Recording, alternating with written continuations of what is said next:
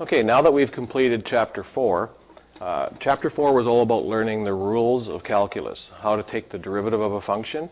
Now that we have that, the remainder of the course is going to be concentrating on applications of calculus. What actually can we do now that we know how to take a derivative?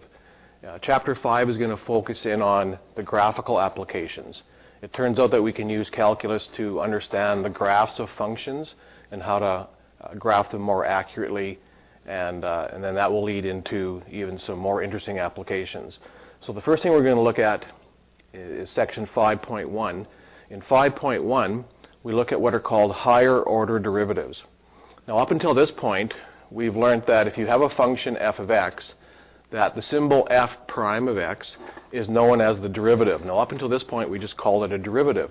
But really, it's the first derivative. It's the first time we've taken the derivative of the function. It turns out that you can take the derivative of a function more often than just once. So if f prime is the first derivative, and f prime can be further differentiated.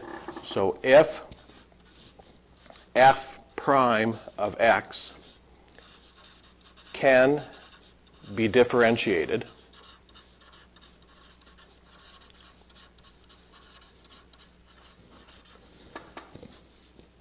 then f double prime, so you'll notice the symbol now, the symbol is still prime, but I've indicated it with 2 slashes. We just pronounce that double prime. Then f double prime is called the second derivative. Is called the second derivative of f of x. Okay, so what we're going to concentrate now on in 5.1 is taking the derivative of a function more than once. Now, using the prime symbol, we would just go f double prime. But as you've also seen, there's another symbol for derivative. Often we use the symbol, so if we're using the symbol dy dx, if you recall, dy dx is just another way of indicating that we've taken a derivative. We use the f prime when we have function notation. When we have just y equals, we use dy dx. So if we have dy dx indicating the first derivative, then we need to be able to indicate that we've taken the second derivative. So using the symbol dy dx, the second derivative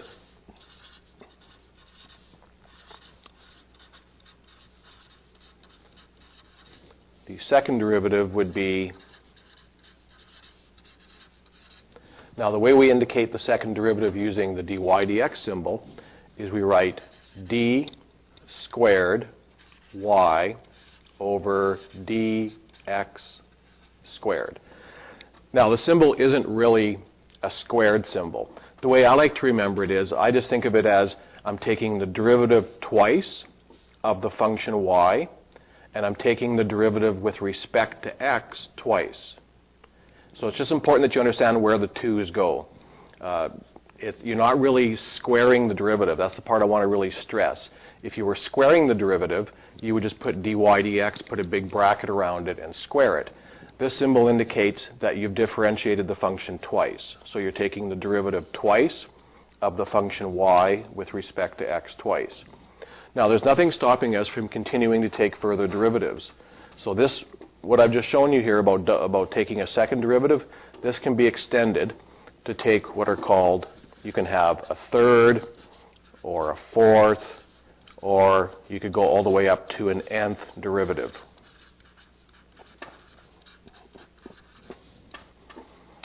Okay, so taking the derivative of a function simply means you're finding the slope of the tangent. If you take the derivative twice, then you're just taking the derivative of the derivative. And it turns out, as you're going to see in Chapter 5, there are many applications of second derivatives. We can also continue to take the derivative over and over again, in which case we would just have the third derivative, the fourth derivative, the fifth derivative, etc. The way you would indicate that with symbols, for a third derivative, it would just be f triple prime of x would be the symbol for a third derivative, or if we were using the dy dx symbol, it would just be taking the derivative 3 times of the function y with respect to the function x 3 times. So now we'll do some examples of taking higher order derivatives. So in this first example, we have a polynomial function. Now what you'll notice about polynomial functions is every time you take a derivative, the function gets simpler. In this example, I have what's called a cubic polynomial. F of x equals x cubed minus 4x squared plus 5x minus 2. Now if I want to take the first derivative, I would just indicate that by going f prime of x. Now that you've completed chapter 4, hopefully taking the derivative of this function is fairly simple for you. This is just our power rule with our sum and difference rules as well. But what you do here is you would just take the derivative of x cubed, which would be 3x squared. The derivative of the next term would be minus x. The derivative of 5x would just be 5. And the derivative of minus 2 would be 0. So we would call this the first derivative of f of x. Now if I wanted to take the derivative one more time, it's called the second derivative. I would just indicate that by going f double prime of x. And as you can see that because it was a polynomial function, I still have a polynomial function, and taking the next derivative is going to be just as easy. So the second derivative would be 6x minus 8. Now you can see that there's no stopping us now. At this point, if we wanted to, we could just continue to take derivatives. So we could take the third derivative. The third derivative would just be f triple prime, and the third derivative would just be 6. And you'll see what's going to happen is because it's a polynomial, as we continue to take the derivatives, eventually at some point we're going to get a constant. And so if you were to take the derivative one more time, if we were to take the derivative f and then 4 primes, because 6 is a constant, we would just end up with 0. At this point, if we were to continue to take further derivatives, nothing would happen. The fifth derivative would just be 0 and so on and so forth. So that's how you would take the derivative of a polynomial function first time, second time, third time, fourth time. But what if the function wasn't polynomial? What if we had a function that was a little more complicated? So for our next example, what if we had a function f of x equals x squared divided by 3x plus 1 cubed. This is called a rational function, and as you know, taking the derivative of a rational function is going to involve using the quotient rule. So let's do that. Let's take the first derivative. So the first derivative, f prime of x, we would start by taking the derivative of the numerator, so 2x times the denominator, subtract the derivative of the denominator. Well, the denominator is a function being raised to a power, so we would have to go 3 times 3x plus 1 squared times the derivative of what's inside. Remember, it's a composite function, so this would be times 3. Then we'd have to multiply by the numerator because of the quotient rule, and then all of that would be divided by the denominator squared. So 3x plus 1 to the 6. Now you can see that by taking the first derivative, we've created a much more complicated function, as opposed to the polynomials, which just kept getting easier. So if you wanted to take the second derivative of this function, it's absolutely crucial that you're able to simplify it. Because if you were to try to take the derivative of this right now, it would just be very complicated. You have a quotient rule, but within the quotient rule you have product rule. It would just be a real nightmare. So what you want to do is you want to take this first derivative and write it in its simplest factored form. So that's what I'm going to do. Simplest factored form means to just take out your common factors. So I can take out a common factor of x. I could take out a common factor of 3x plus 1 squared.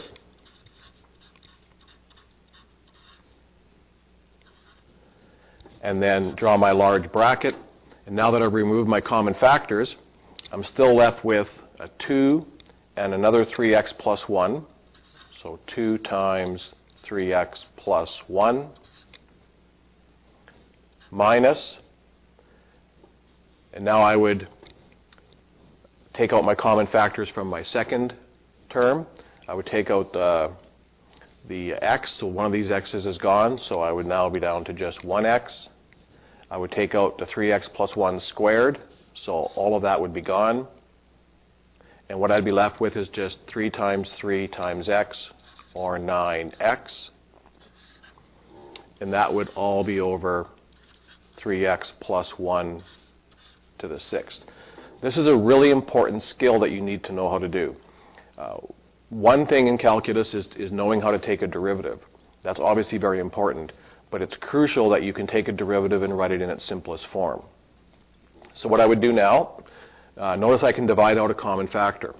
I can divide out 3x plus 1 squared with 2 of those.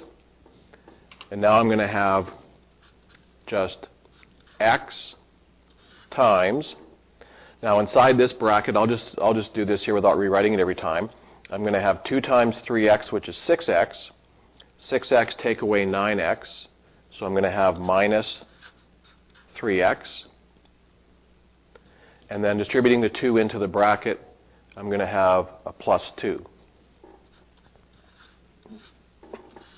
This is all over 3x plus 1 to the 4th.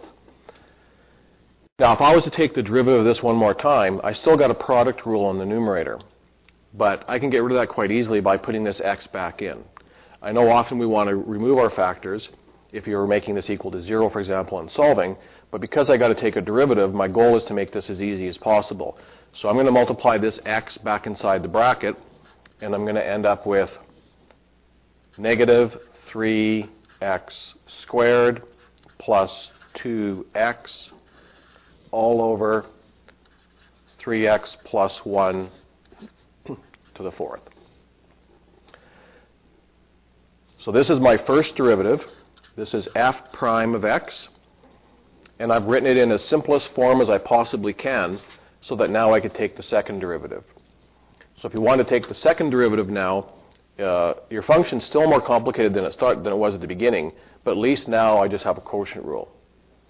So I'll do this. I'll take the derivative one more time. So if I was to take the derivative f double prime, I would indicate that by f double prime of x equals, and what I have here is a quotient rule. So I would take the derivative of the numerator, which would be negative 6x plus 2, times the denominator, 3x plus 1 to the 4th, minus, and now I would take the derivative of the denominator, which is 4 times 3x plus 1 to the 3. And I'm going to run out of room here, so I'm going to move down and just continue this here. So I went 4 times 3x plus 1 to the 3 times 3 times the numerator, negative 3x squared plus 2x.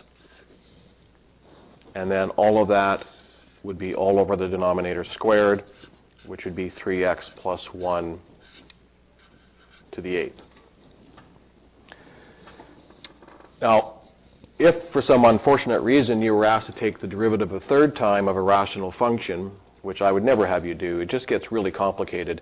What we'd have to do is go through the process of simplifying this one more time, getting it into a nice version where we could take the third derivative. But very seldom, if ever, will you have to take a third derivative of something like that. And so just the point is that you can. If you had to take the third derivative, it would just be a matter of simplifying this second derivative so that we could proceed. Really what I want to get across to you with these two examples is that there's basically two categories. There's polynomial functions, which just get simpler as you take their derivatives, and then there's other types of functions like rational or square root, product rules, those kind of things where the derivatives get more complicated as you continue, but it is possible. It is possible to take higher order derivatives of any function.